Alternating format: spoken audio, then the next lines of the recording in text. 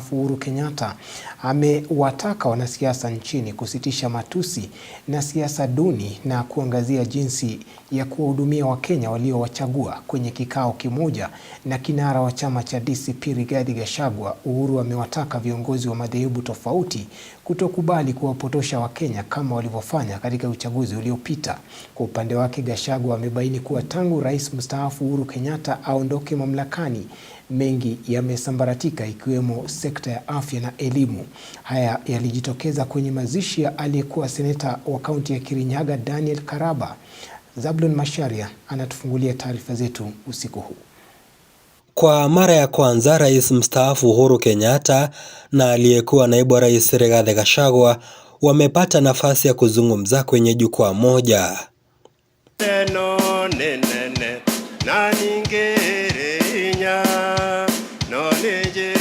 Jukwaa hili na lililowaleta viongozi hao wawili limewapa nafasi ya kuonyeshana ukuruba wao, wakati ambao Uhuru amewataka Wakenya kuendelea kukaa kwa umoja, hapa akionyeshana alama ya chama cha DCP cha kusikiza ground.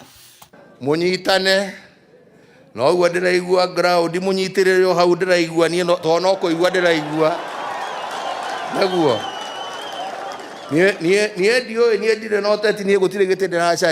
Uhuru pia amewataka wanasiasa kusaza matusi na kuangazia jinsi ya kuwahudumia Wakenya. Pia amewataka viongozi wa makanisa kuangazia jinsi ya kuwapa waumini wao neno la kuwapeleka mbinguni, ila sio mambo ya kisiasa, akisema walichangia sana katika uchaguzi wa mwaka 2022 na kuwapotosha watu wengi. They want leadership. They don't want politics. They don't want insults. They want direction. Yeah? They want direction. They want leadership that will see them through to the other side. Nageteo kigimono todo inywe ne mwasha ageria kipindi kinene muno ya gutwara andu aitu njire tagireire.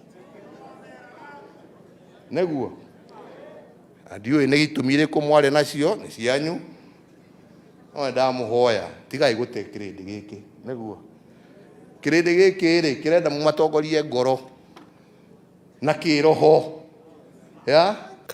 Gachagua kwa upande wake amebaini kuwa hamna kiongozi atakayemtenganisha na Uhuru Kenyatta, kwani hao ni marafiki wa kale, akiongeza kuwa tangu uondoke mamlakani mengi yamesambaratika ikiwemo afya na elimu.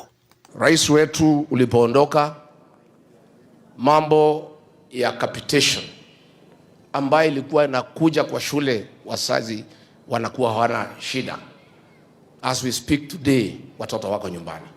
Ile NHIF ulipanga ilikuwa nafanya kazi mzuri, ilitolewa, yule jamaa akaleta mnyama ingine anaitwa SHA. Viongozi wengine akiwemo Kalonzo Musyoka na James Orengo wameendelea kushikilia kuwa watasalia kuwa wamoja ili kuhakikisha Rais Ruto anahudumu kwa muhula mmoja. Naomba wakati huu we must make the life of Kasongo very difficult. Musikubali alale. Musikubali alale. Wangapi wasema Kasongo halali?